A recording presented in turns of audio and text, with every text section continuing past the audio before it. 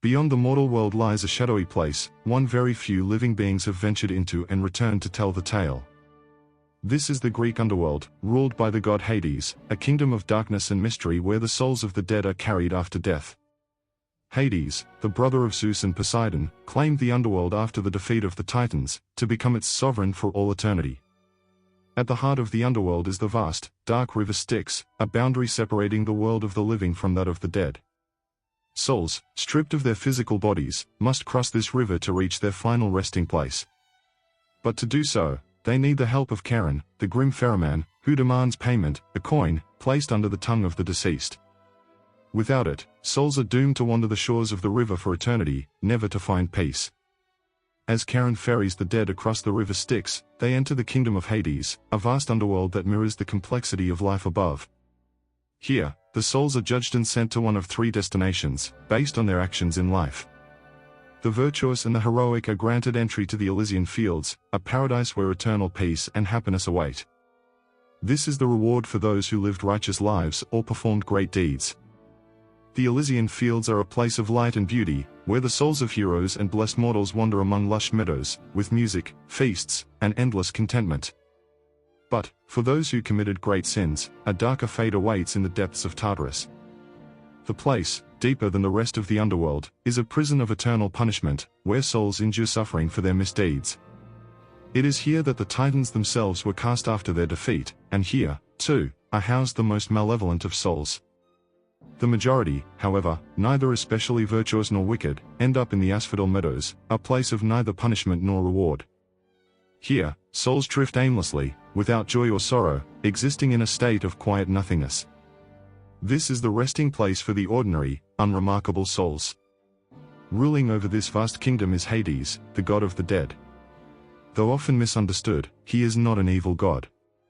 His role is to maintain balance, ensuring that the dead remain in their place and that no soul escapes his domain. Beside him sits his queen, Persephone, who spends half the year in the underworld and the other half in the world above, marking the cycle of the seasons. Hades' palace, located at the center of his world, is a cold and imposing structure made of black stone. Its vast halls echo with the voices of the dead, and its gates are guarded by Cerberus, the massive three-headed hound, whose sole purpose is to prevent the dead from leaving and the living from entering. At the heart of the underworld's judicial system are three judges, Minos, Rhadamanthus, and Aeacus. Each is responsible for deciding the fate of the souls who arrive in the underworld. These three kings, now immortal, determine whether a soul will enter the Elysian fields, the asphodel meadows, or Tartarus. The souls approach the judges at the gates of judgment, where their deeds in life are weighed.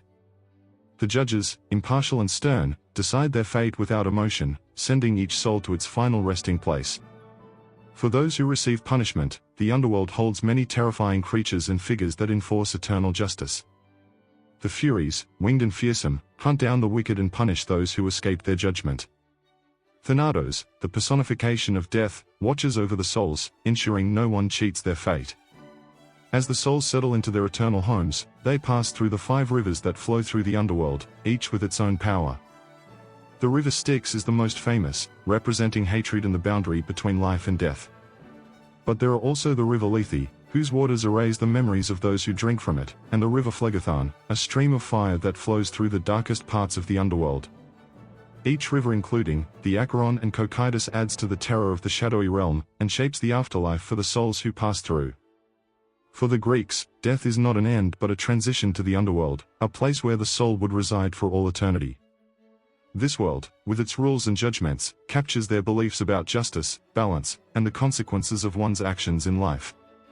Hades' kingdom, though feared, is a necessary part of the cosmic order. Without it, the world of the living would be overwhelmed by the dead, and chaos would reign. The underworld was not a place of evil but a place of balance, where the souls of mortals found their final resting place, whether in eternal peace, endless wandering, or unending punishment. Thus, the underworld remains one of the most fascinating parts of Greek mythology. It is a place of judgment, where the souls of mortals find their ultimate fate. For those who feared it, the underworld was a place of dread, but for others, it was a place of eternal rest or even paradise. Its rivers, judges, and rulers create a story of life after death that has captivated minds for millennia. Join me in the next video as we learn more about the Greek mythology. As always, please like, share, and subscribe.